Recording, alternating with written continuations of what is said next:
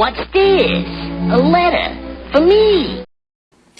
Welcome to another episode of Remember the Great Sports Through the Mail Thursdays. Today I'm going to go through 3 recently returned envelopes that I got back in the mail. And 2 of these were sent care of the stadium before the Major League Baseball season ended. So very excited that I got those back. But we're going to jump right into this one. And the first one is not postmarked. It's one of those weird things that went through the postal system without a postmark. And I can't quite remember where I sent this, but it is a return from former Angel, Seattle Pilot, St. Louis Cardinal, among others, Dick Simpson on 1 rookie card with Aubrey Gatewood.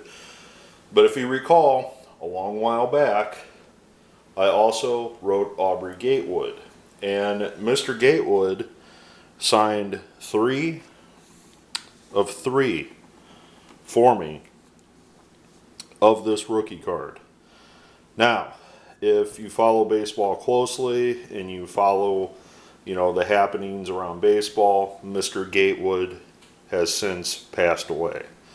I do my in memoriam videos, so I was aware of his passing, and I was really skeptical to mail these out, knowing that Aubrey had passed away, at the fear that I may not get them back. Well, one day, I felt like being a gambling man, and I just stuck all 4 of these in an envelope to Mr. Simpson, and I sent them to him. I was quite pleased when I opened up my envelope and found all 4 of them returned, nicely signed by Mr. Simpson in nice blue thin Sharpie, it appears, and 3 of the 4 are now completed with Aubrey Gatewood as well. So let me tell you about Dick Simpson and his playing career. Born in Washington, D.C., Simpson moved across the country and played his high school baseball at Venice High School in Los Angeles, California. He was not drafted by the Angels, but instead signed a minor league free agent deal with the Angels going into the 1961 season. At just 17 years old, Simpson was playing in the Class D affiliate of the Los Angeles Angels. In 88 games, he compiled a .294 batting average and 15 home runs. The following year, in 1962, Simpson would be promoted to the Class C level of the Angels. The 6'4" tall, lanky outfielder exploded, appearing in 135 games that year in the minor leagues, batting .315, crushing 42 home runs, and driving in 113 RBIs in the 1962 season. Well, this garnered notice by the Los Angeles Angels, and as a reward for having such a huge successful season, he was called up on September 21st to the major leagues with the Angels at just 18 years old. Well, being the Angels were a newer franchise, they were just kind of getting a feel for everybody they could, and Simpson appeared in 6 games in 1962 for the Angels, and he batted .250, not hitting a home run, but he didn't get a lot of playing time. Well, going into the 1963 season, the Angels tested him at AAA. He did not make the Major League roster, and he struggled and batted just .232 that year and hit 7 home runs, appearing in 89 games. Well, the following year, in 1964, he would appear in 131 games, coming back from the 89 games the previous year, and it seemed that the magic was back. His batting average wasn't that high, but he did hit 23 home runs and 69 RBIs in 1964 for the Angels' AAA affiliate. Well, with this, the Angels again called him up, and he appeared in 21 games for the Angels at just 20 years old, but things didn't go so well for him that time. He batted just .140 in those 21 games. Well, the 1965 season came around, and the majority of the season, 149 games, he would spend in AAA, and again, he would respond with hitting 24 home runs with a .301 batting average. The Angels manager at the time thought that Simpson legitimately could become the Major League Baseball Rookie of the Year with the numbers that he produced in AAA. So despite putting up huge numbers in 1965 again, He did get a small, time up at the majors again in the 65 season, appearing in 8 games. Simpson was a true dynamic top prospect in the Angel system, but despite this, at 22, they decided to trade him for veteran Norm Seaburn to the Baltimore Orioles. Well, he was not long with the Baltimore Orioles, as almost 7 days to the day he was traded to the Orioles, Simpson was the final piece that was traded to the Cincinnati Reds for Frank Robinson. So in the famous Milt Pappas trade, along with pitcher Jack Balchin, Simpson was the final piece for Frank Robinson of that deal. Now again, remember, I told you, in AAA that year, just the previous year in 1965, he batted .301 and had 24 home runs. So knowing that Robinson was, going to leave, they figured, well, heck, we got the next Frank Robinson right here in Dick Simpson. Well, that didn't exactly work out that way. Simpson all but had every opportunity he could to play for Cincinnati. And appearing in just 92 games, he batted just .238 his first year with the Reds. The following year, his production numbers would drop off even more, where he'd appear in just 44 games for the Reds in the 1967 season, and he would just bat .259. Well, going into 1968, it was expected that he would be spending time with the Reds in the outfield again. But before the season started in 1968, the Reds traded him for outfielder Alex Johnson to the St. Louis Cardinals. Well, he only lasted about 2.5 months with the Cardinals before they decided to ship him to the Houston Astros for Ron Davis.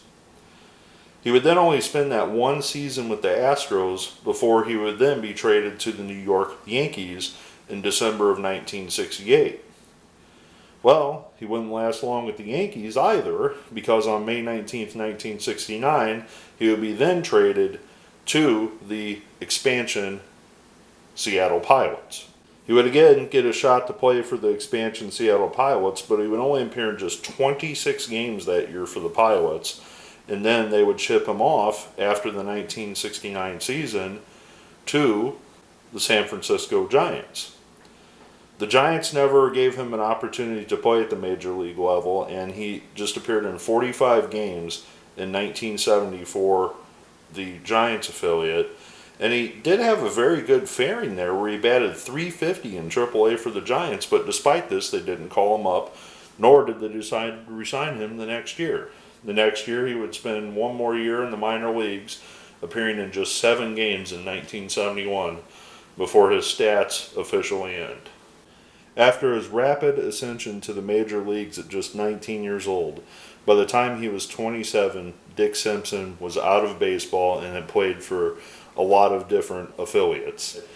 This is another example of one of those guys that they found out in Los Angeles, in a high school, that just absolutely dominated the minor leagues, and he just could not translate his minor league success to the major league level. I mean, I don't care what league you're playing in, hitting 42 home runs in one season is quite an accomplishment. You would think that a guy that cracks 42 home runs at any level of the minor leagues would one day be an impactful major leaguer. I mean, this guy was traded for Frank Robinson. That's how big of a prospect he was. So I'm very happy to add Mr. Simpson to the collection. Again, if you get a chance, check out the Aubrey Gatewood video. I will have it posted at the end and in the bottom. So let's move on to the next one. Now this next one is postmarked from St. Louis, Missouri, and this one is a sentimental one for me. And I've been listening to this individual basically all of my life. And who am I talking about? None other than Cardinals announcer Mike Shannon on 2 of 2 of the McDonald's cards. And if you recall, I did a video about this McDonald's set not too long ago. Decided when Mr. Shannon announced that this would be his final year with the Cardinals, I would send a couple care of the stadium, and I got him back signed towards the end of the season after Mike did his farewell with the Cardinals. So let me tell you about Mike Shannon, about his playing career, and also his career overall with the St. Louis Cardinals. So to start off with, Mike Shannon is actually his middle name. Thomas Michael Shannon was born in South St. Louis. He attended high school in St. Louis. While in high school, Shannon just wasn't a baseball player, but a multi-sport athlete, playing basketball, football, and baseball for the high school he attended. As a matter of fact, he was a Missouri High School Player of the Year in both football and basketball, not baseball. So Shannon had the opportunity to attend the University of Missouri, but in 1958, he decided to sign a professional baseball contract to sign with his hometown St. Louis Cardinals. One of the things that Shannon commented was that he felt if football players during that era were paid better, he would have taken that route, hopefully, as a professional football player. Shannon spent some time in the minor leagues. Shannon began his big league career with the St. Louis Cardinals in 1962. In 1964, he became the team's regular right fielder, then shifted to third base in order to make room for newly acquired Roger Maris in 1967. Shannon played in 3 World Series for the Cardinals. He had a game-tying 2-run homer off of Whitey Ford in Game 1 of the '64 series against the Yankees, which St. Louis won 9-5. In probably his best season in 1966, Shannon batted .288 in 137 games with 16 home runs and 64 RBIs. He was named the NL Player of the Month in July. In 1968, he batted .266 and hit 15 home runs. Another neat fact about Shannon is the Cardinals built their new stadium, Busch Stadium 2, in 1966, but the uniqueness is he was the last person to hit a home run in Sportsman's Park, but also the first one to hit a home run in Busch Stadium 2, which is kind of a neat trivia fact. After his playing career, Shannon joined the front office promotional staff in 1971 with the Cardinals. A year later, in 1972, he moved into the radio booth, pairing with Hall of Famer Jack Buck. In addition, in the 1980s, Shannon worked as a backup analyst for NBC's Game of the Week, along with Joe Garagiola and Tony Gubek. So this is the amazing thing about Shannon. Counting his tenure in the minor leagues, Shannon has spent 63 years, nearly his entire adult life, with the Cardinals in some capacity as of 2021. He has called Cardinals games longer than any other Cardinal besides Jack Buck. On August 8th, 2014, Shannon was inducted into the St. Louis Cardinals Hall of Fame. On January 14th, 2021, Shannon announced that he would be retiring after the 21 season. His 50th in the broadcast booth would be his last. On October 3rd, 2021, the Cardinals honored Shannon in his final farewell ceremony.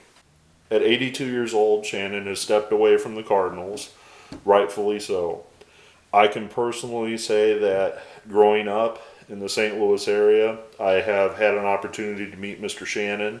I met him and got an autograph in person before, but more fondly, I remember listening to him on the radio with my father, or laying in bed listening to him at night when I had to go to bed, to go to school or whatever.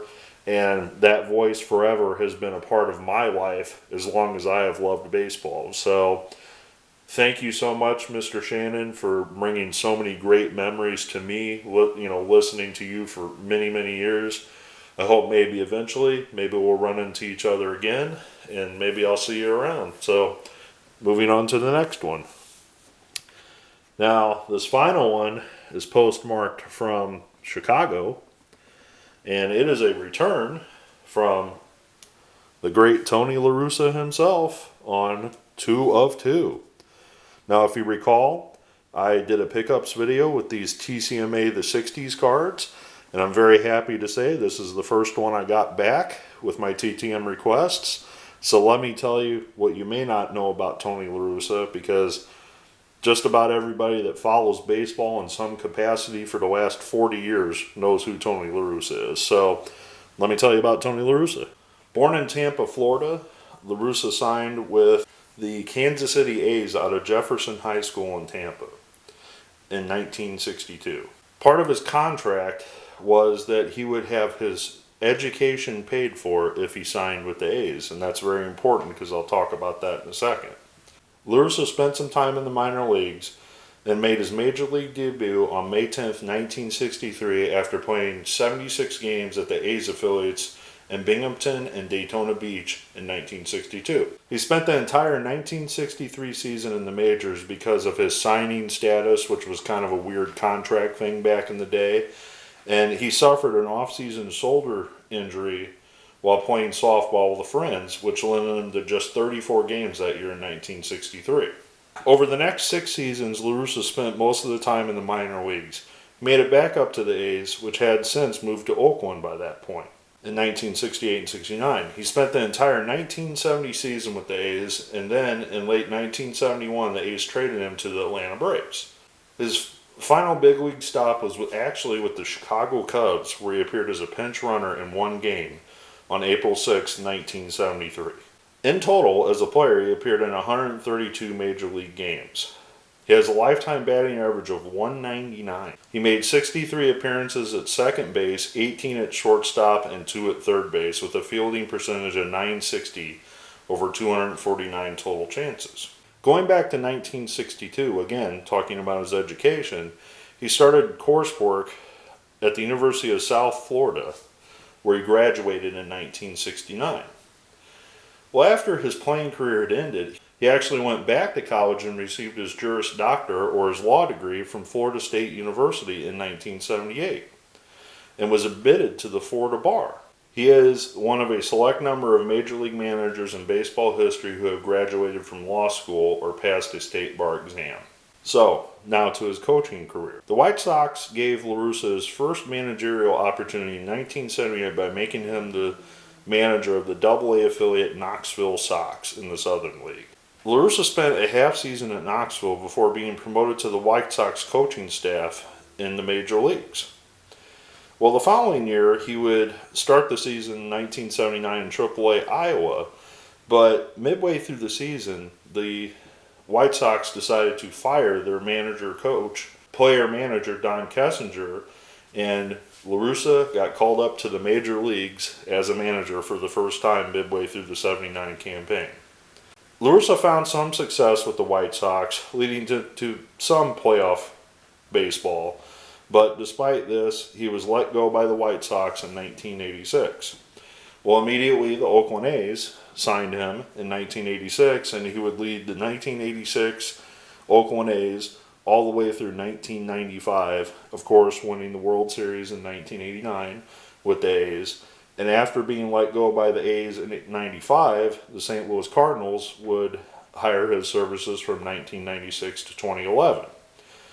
Well, after he left the Cardinals in 2011, he would bounce around to a couple other organizations in administrative roles, I guess you would call it, such as the Red Sox and the Diamondbacks. Well, in 2021, almost a decade away from being in the dugout, Tony LaRussa returned to where it all began in Chicago. As many of you may have watched, he skippered the White Sox to the playoffs this year. They lost, obviously, to the Astros in that playoff series. And from what I understand, moving forward, as of me shooting this, he's going to be returning in 2022 at the helm of the White Sox. So if you didn't get a chance to get him this year, maybe next year, just keep your eyes on the news. Send a couple to Mr. LaRussa, care of the White Sox, and you might be able to get him signed. Career highlights.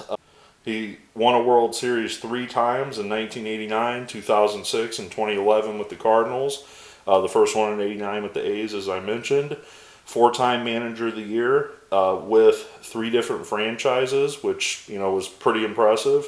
1 with the White Sox, a couple with the A's, and 1 with the Cardinals. The Cardinals retired number 10 in the dugout for him. He's in the Athletics Hall of Fame. He's in the St. Louis Cardinals Hall of Fame. And he is a member of the Baseball Hall of Fame as a manager. So, in closing, I hope you enjoyed this video. This one was a little longer, but I had a lot of places to cover. And, these 2 individuals are synonymous in St. Louis history. And, you know, I actually have had a chance to get autographs from both of them in person. I forgot to mention that about LaRussa. LaRussa had a book signing many years ago, and I went to it, and he signed it, obviously. But I'm also very, very happy to get these 1960s dual autographs completed with Aubrey Gatewood and Dick Simpson. I will tell some of the viewers here that if you are interested, if you're trying to complete your set and you need the Simpson Gatewood, I do have 3 of them. Maybe we can work out a trade for one of them. Just let me know. I hope you enjoyed this episode, and as always, happy collecting.